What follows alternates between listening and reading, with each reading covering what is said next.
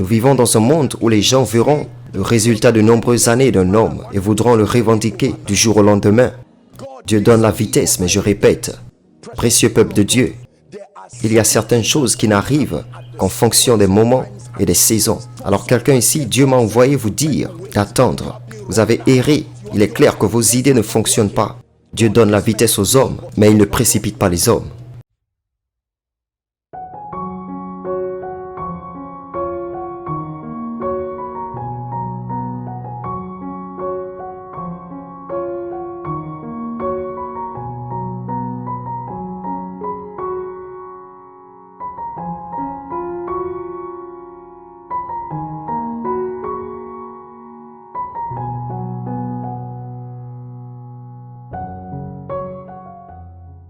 Écoutez, je vais vous montrer quelque chose maintenant qui vous bénira. Êtes-vous prêts?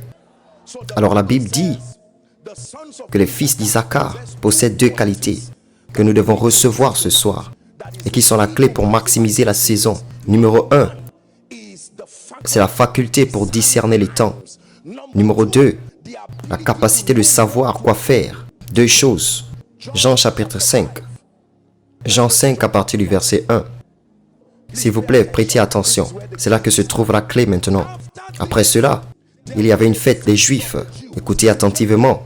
Et Jésus monta à Jérusalem. Nous lisons jusqu'au verset 9. S'il vous plaît, soyez patients. Il dit maintenant, il y a à Jérusalem une piscine qui est appelée en hébreu Bethesda, ayant 5 portes. Qu'est-ce qui s'est passé là-bas?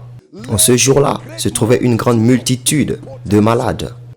Les gens aveugles, les gens flétris, attendant. C'est tout ce qu'ils ont fait là. Attendre. Celui qui vous a dit qu'attendre, c'est une perte de temps. Attendre, c'est l'habilité des puissants. Ils savent qu'on ne frappe pas à chaque fois. Demandez à un général dans l'armée.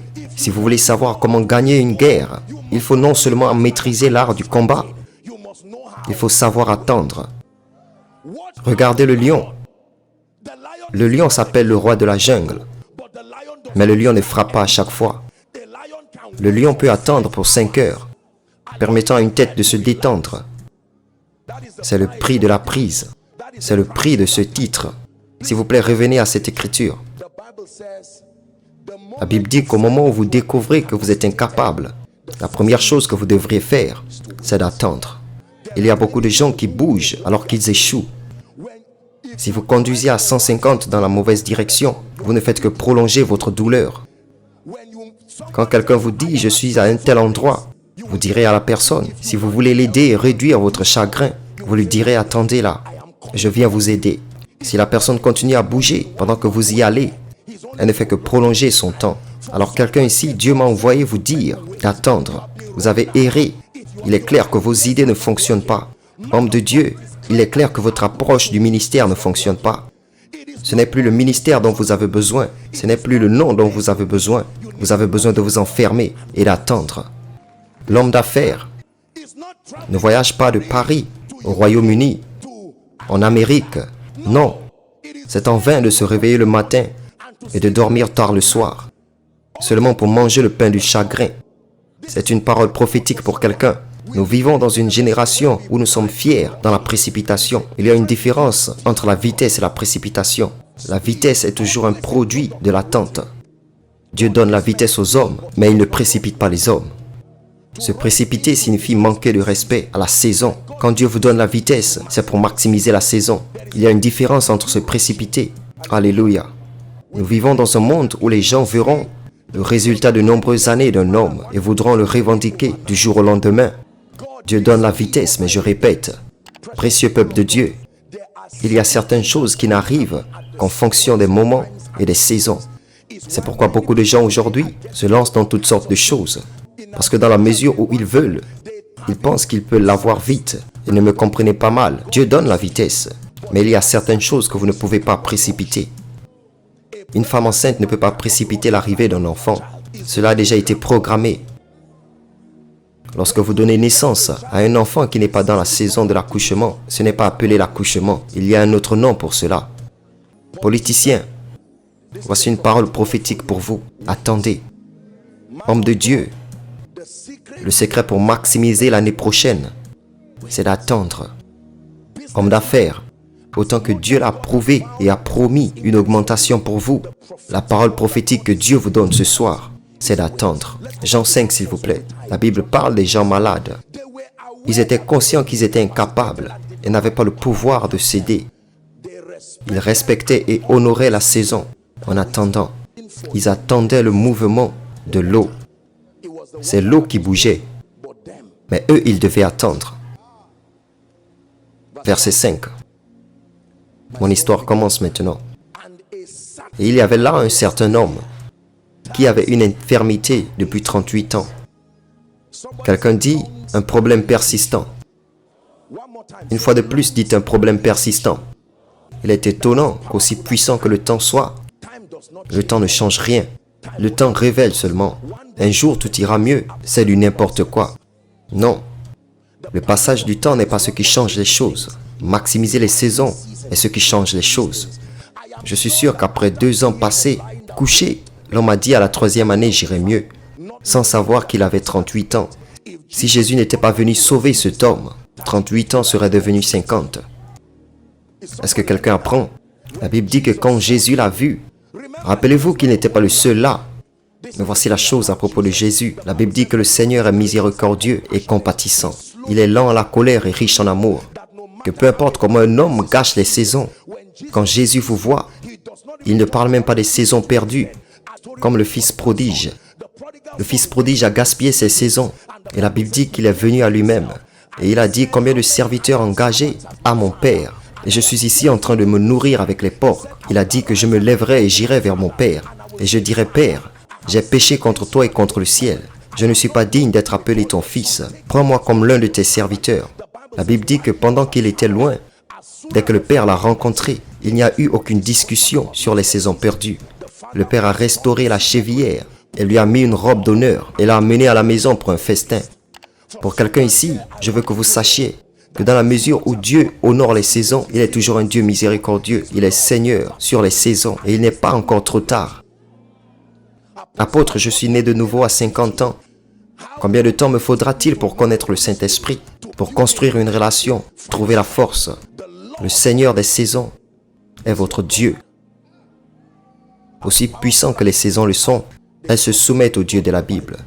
Cela signifie que vous ne devriez pas être surpris, que même si vous êtes un locataire, en décembre vous êtes toujours dans une maison.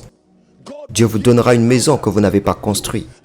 Et les gens diront, non, non, non, je pensais que nous avions conclu que votre vie était déjà gâchée. Et vous direz, je suis venu à une conférence et j'ai découvert. Si vous ne comprenez pas toutes ces choses, vous ne pouvez pas comprendre le mystère du jubilé. Le jubilé n'est pas le nom d'une saison. C'est un événement qui se produit au cours d'une saison. Sommes-nous ensemble? Revenons à Jean 5. La Bible dit que Jésus l'a vu coucher et savait qu'il était là depuis longtemps. Et il lui dit, veux-tu être guéri? En d'autres termes, sur la base de ma conception des temps et des saisons, tu ne devrais pas être ici. De nombreuses saisons sont venues et t'ont donné une opportunité pour monter. Ne pouvais-tu pas les discerner? Et l'homme malade a dit, monsieur, mon excuse est que je n'ai pas d'homme. Quand l'eau est en mouvement, cela veut dire que je suis allé loin pour connaître la saison, mais pour m'aider à faire l'action, mais je ne savais pas comment faire pour m'aider à faire l'action. Il dit pour me mettre dans la piscine. Mais pendant que je descends, un autre y entre avant moi. Jésus lui dit, laisse-moi te montrer que j'ai l'autorité sur les saisons. Ce n'est pas le moment pour toi de te lever. Mais le Seigneur des saisons dit de te lever. C'est le jubilé. Parce que vous verrez qu'il y a un jubilé qui a lieu après 7 sabbats. Mais il y a un jubilé personnifié dans une personne. À chaque fois que Jésus vient, c'est votre saison. Sa présence peut reprogrammer le jubilé n'importe quel jour, à tout moment. Donc Jean chapitre 5 nous révèle que peu importe la durée d'une situation, une fois que vous savez comment attendre, il y a 2 façons de recevoir un miracle, basé sur Jean chapitre 5. La première, c'est d'attendre les saisons et de prendre l'action requise. La deuxième, c'est de chercher Jésus. Si pour une raison quelconque vous ratez les saisons, vous n'attendez pas jusqu'à ce que les saisons reviennent. Parce que parfois cela prend beaucoup de temps pour arriver. Vous devez chercher Jésus. Jésus est le reprogrammeur des saisons. Croyez-vous ce que je partage avec vous? Si cet homme avait attendu là, il aurait multiplié sa douleur. Jésus nous a enseigné 2 leçons. La première, la meilleure façon pour un homme de maximiser les saisons dans sa vie, c'est premièrement de pouvoir savoir que Dieu construit ce système basé sur la loi des temps et des saisons. Et vous devez maintenir le discernement, la faculté pour comprendre les saisons dans votre vie. Sommes-nous ensemble? Et ensuite, connaître les mesures requises à prendre. Certains d'entre vous, par exemple, votre assistant de destinée était au pouvoir pendant de nombreuses années. Il ne serait pas là pour toujours. Dans ce temps, vous aviez un accès inhabituel. C'était une saison. Mais vous avez utilisé le déshonneur pour prolonger votre douleur. Et cette saison est terminée. Vous avez découvert que vous étiez censé utiliser l'honneur pour avoir accès. Mais à ce moment-là, la personne n'est plus là. Certains d'entre vous, il y avait une saison où vos parents étaient en vie. Vous les auriez recherchés et reçu leur bénédiction. Mais vous étiez occupé à essayer à gagner de l'argent et vous n'avez jamais obtenu la bénédiction. Et maintenant, malheureusement, ils sont décédés. Juste au moment où ils sont décédés, vous avez maintenant compris le pouvoir de la bénédiction patriarcale. Et vous dites, apôtre, maintenant que mon père est parti, y a-t-il un moyen pour que Dieu puisse m'aider? Je vous le dirai sous peu. La Bible dit qu'il y a l'espoir pour un arbre. Même s'il est coupé à l'odeur de l'eau, il repoussera. Alléluia. Le temps que j'aurais dû venir à l'église et grandir spirituellement, je l'ai dépensé dans une vie tumultueuse. Et en ce moment, je n'ai plus ce luxe de temps.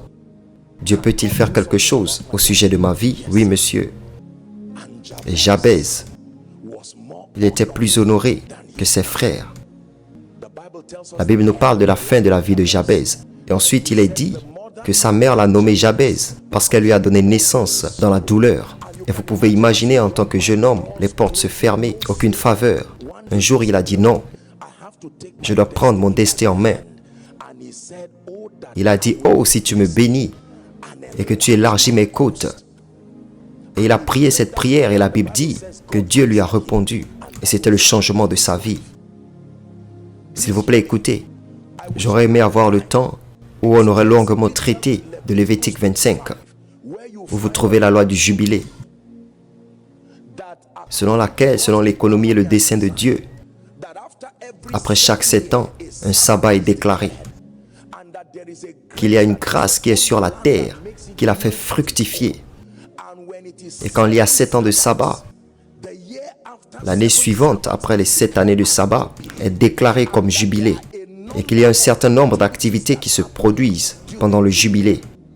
L'une d'entre elles est pour une raison quelconque s'il y a de l'esclavage autour d'une personne et que cette personne ne peut se libérer d'elle-même en payant ce qui est dû. Une fois qu'elle tombe dans le cadre du jubilé, vous devez déclarer cette personne libre. Alors la liberté est l'une des signatures du jubilé. Numéro 2, c'est le repos. Même la terre est autorisée à se reposer. Voici une dimension du jubilé que j'ai apportée par l'Esprit de Dieu pour parler sur nos vies. Numéro 1, la liberté de toute captivité, puis le repos. La Bible parle de Josué. Il dit que le Seigneur lui a donné du repos tout autour et que rien de ce que le Seigneur a dit a échoué. Tout s'est produit.